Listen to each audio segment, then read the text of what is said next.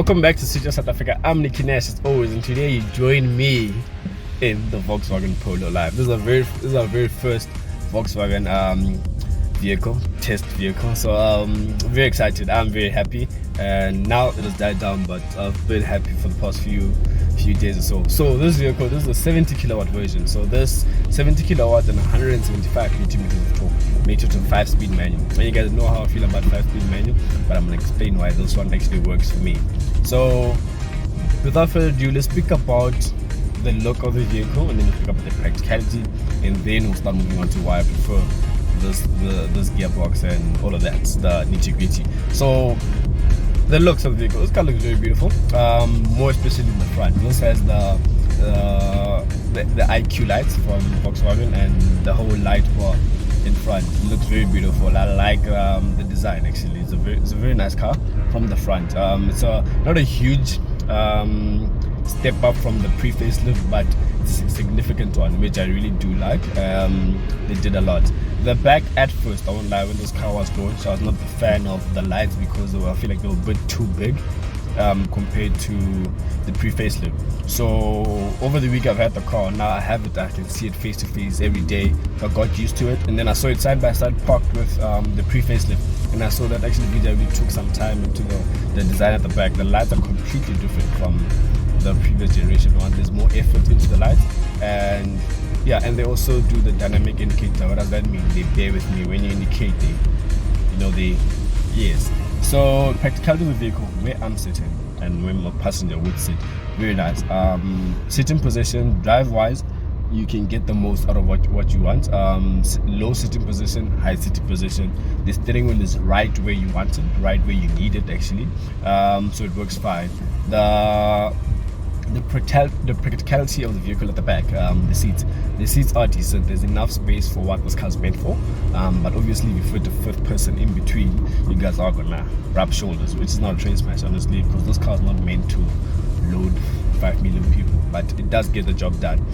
The boot space is sufficient. It is enough for this vehicle, and I did find it very useful. I did feel a lot of things, and as you guys can see, the over shots, you guys can see that actually there is things in the boot, and yeah, don't mind my shoes if they're still there. So there's that with the practicality of the vehicle. Now let's speak about the drive of the vehicle, and I think that's the most important thing. Looking at its competition, I tested the Peugeot last month. I tested the Clio 2-3 weeks back, and something that I always asked myself when I had those two cars is the drive. I enjoyed the Peugeot 208, you guys know that. I even said I'd buy that over the Clio, and yes, the drive of the Peugeot was leading until I got this. Now I understand why those cars love it so much, besides the fact that it's a VW. There's more to this car besides the fact that it's a VW. The drive of the vehicle and the gearbox as well, very smooth. I like it. And now the Peugeot, the advantage is that it's a 6-speed manual, it's a 5-speed manual. So obviously when I got into the vehicle, I wanted to understand why VW went for 5-speed manual than the 6-speed manual, and I do get it. There's 5-speed manual where on highway cruising you feel the need for a 6-speed gear. With this one, I didn't feel that need until a certain point where I was overtaking and I was doing a certain number of speed, and then I felt that okay, the 6th gear would have been fine here. But honestly, for what those cars meant for what you'll use this car, is not a train smash. It does get the job done. The 5-speed manual, I've enjoyed it, and I'll speak about which one I prefer out of all three: the Peugeot, the Clio. Well, the Clio's out of the picture, but the Peugeot and the Polo, because you guys know that I prefer the Peugeot over the Clio, so it's pointless to put the Clio into the picture. So yes, the drive of the vehicle, very smooth, and it's a Volkswagen. I've driven many other Volkswagen vehicles, and with this one, when you jump in, you can tell that you're in a Volkswagen. If I were to blindfold you, put you in the car, and if you could drive blindfolded, and when I say drive, you can tell it's a Volkswagen. Volkswagen has this thing that it's with them, and this is a 1 liter, by the way, 1 liter 3-cylinder turbocharged engine. They do sound kind of the same. It does remind me of, more especially the Fiat that I had. What's the name of that thing again? The small one. I just forgot the name of the car, slipped in my mind. The Fiat 500. Yes, it reminds me of that. When I put my foot down, it reminds me of that vehicle. And let's go go around again so you guys can see me properly. There you go. So it reminds me of that. And yeah, so now let's speak about the fuel efficiency of the vehicle. The claimed fuel efficiency of this car is 5.4 liters to the 100, and highway cruising doing 110, I managed to get 4.1. Like cruise control 110, I managed to get 4.1. That's a highway cruising. And then once I got into the city, I was basically bouncing from 5.2 to 5.6, but most of the time I'd find myself by 5.5, 5.4. That's where I'd be bouncing on and off right there. So the fuel efficiency of this vehicle is what VW says it is, and I am happy of that because I'm literally on half a tank right now. I've done 444.5 kilometers and I'm on half a tank, and my range is still saying 270. So the fuel efficiency of this vehicle, it is what VW says it is. So I do like that about the car. So now let's speak about 3 things I like about the car and 3 things I don't like about the car. And simple this one, you always start the bad. The bad that I don't like about this car, very tough. You know why? Because honestly, there isn't something that I noticed in this car and I say that I don't like. For me to actually sit down and think about it will be nitpicking, and I don't do that when I get cars on test. The things I don't like is things that I immediately notice, and with this one I didn't necessarily immediately notice anything. So 3 things I don't like about this vehicle I don't necessarily have, but there are things that do bother me here and there. For example, this is when I sat down and thought about it.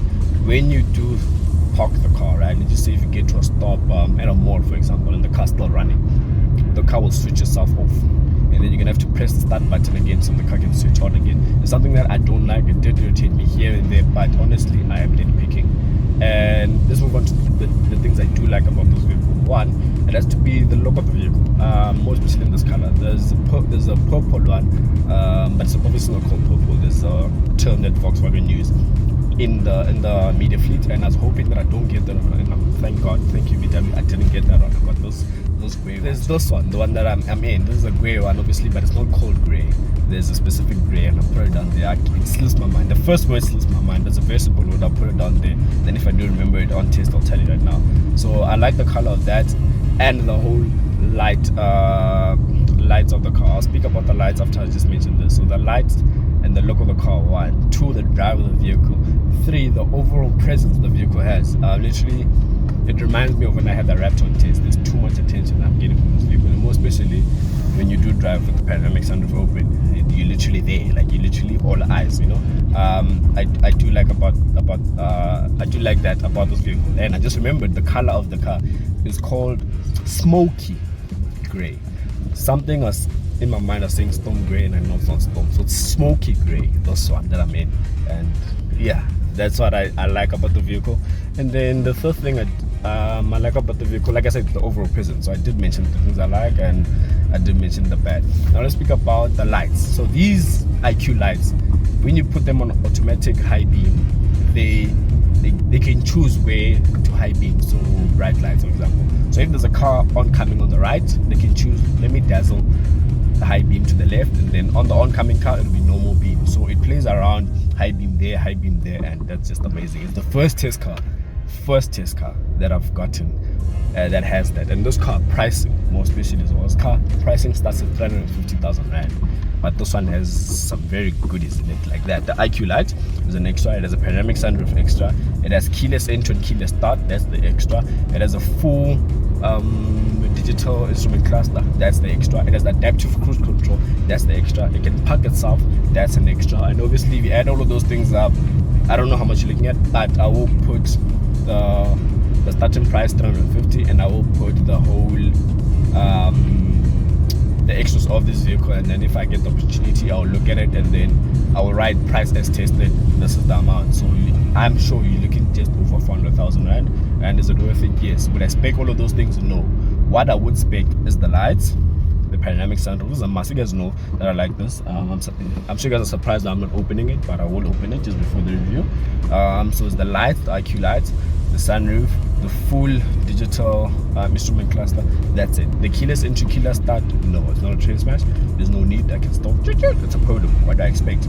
But the fact that this has is fine. So now the important part: do I like the car? Would I buy the car? Would I recommend the car? And obviously, which one I prefer between it and the Persian? Do I like the car? 100%. Would I buy the car? 100%. Would I recommend the car? 100%. Obviously, like you know, I would recommend the car. I'll tell people, look, this is how I feel about the Polo, this is how I feel about the Peugeot, this is how I feel about the Renault Clio. Your decision is your decision. But honestly, if you're to be like, Nikki, choose one. And this is where my last question comes. Which one would I take between the Peugeot 208 and the Polo Life? And honestly, it has to be the Polo. The Polo fits everything. Like, honestly, I still do like the Peugeot, no lie, but the Polo somehow gave me this whole, something like an overall package. Like it has the attention more than the Peugeot gave me, and the drive of the vehicle, more especially the drive of the vehicle, is more enjoyable than that in the Peugeot. It's just like more refined. As much as the one in the Peugeot is amazing to drive, but this one is just like refined, you know, like the Peugeot is 100%, this is 110%, just that extra to the refineness of the vehicle. And honestly, I've enjoyed this car, and I do like the vehicle, and I would buy it over the Peugeot. I'm not discrediting if the Peugeot is a bad car or not, but I do like the Peugeot. And putting the Clio into the mix, would I buy the Clio with this? No. The top two cars for me is the Peugeot and this. The Clio is somewhat not on par. I did mention in my Clio review that it has the Eco, Normal and Sport things, and that's when I said that's where Renault made a big mistake by trying to be fancy by including all of those features into one car, more especially a city car, a first car. You don't need that. It's not a performance car, and that's where VW and Peugeot excel. There is no stuff like, let me put it into sport, let me put it into eco. It's literally one drive and one drive only, and that's where that's where Renault got the mistake. And obviously, depending on how people see the car, obviously they'll see it very different from me, but I personally don't see the car selling as well as it should have. But the previous generation Clio did well, and it'll be interesting to see if people will be trusting to go to Peugeot.